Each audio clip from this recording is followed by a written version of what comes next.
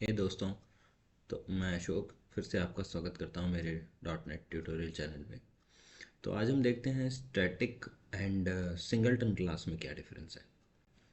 तो static class और singleton class दोनों का बेसिकली सिर्फ एक इंस्टांस क्रिएट होता है, लेकिन डिफरेंस ये है कि स्टैटिक क्लास का जो इंस्टांस होता है वो फ्रेमवर्क क्रिएट करता है, और जो सिंगलटन क्लास होता है उसका इंस्टांस हम क्रिएट करते हैं एज ए डेवलपर।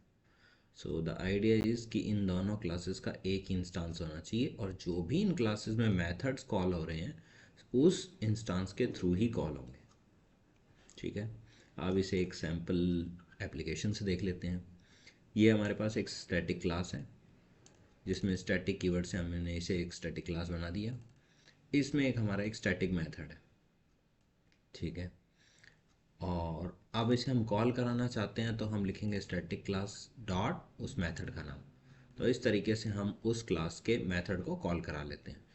यहाँ जो ऑब्जेक्ट क्रिएट हो रहा है वो फ्रेमवर्क क्रिएट कर रहा है, तो हम डायरेक्टली उस मेथड को कॉल कर सकते हैं इससे।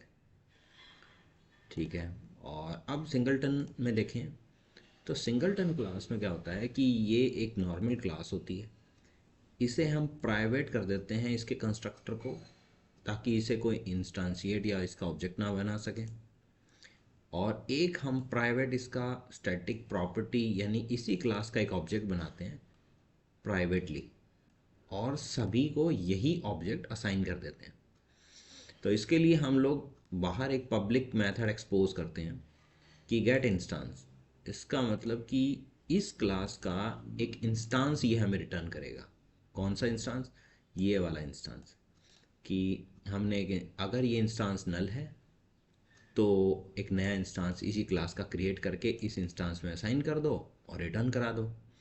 तो इसका मतलब कल अगर हमें इस डिस्प्ले मेथड को कॉल कराना है तो हम कुछ इस तरह से लिखेंगे, singleton class dot get instance.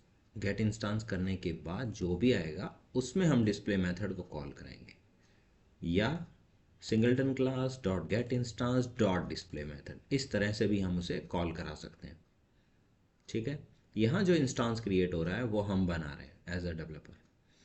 अगर हम चाहें कि इस क्लास का हम ऐसे ऑब्जेक्ट बना लें singleton class S equals to new singleton, तो वो नहीं हो सकता क्योंकि वो प्राइवेट कंस्ट्रक्टर से हमने उसे रेस्ट्रिक्ट किया हुआ है।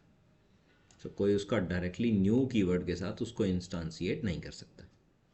सो बेसिकली स्टैटिक और इन सिंगलटन क्लास के अंदर डिफरेंस यही है कि singleton class basically thread safe होती है। सो हम अपने हिसाब से जो भी मल्टीपल थ्रेड्स जो हैं सेम टाइम पे कॉल ना करा सकें, तो उसके लिए हम इसे ये यूज़ करते हैं। और दूसरा कि जो सिंगलटन क्लास होती है वो उसमें लेज़ी लोडिंग का कंसेप्ट है।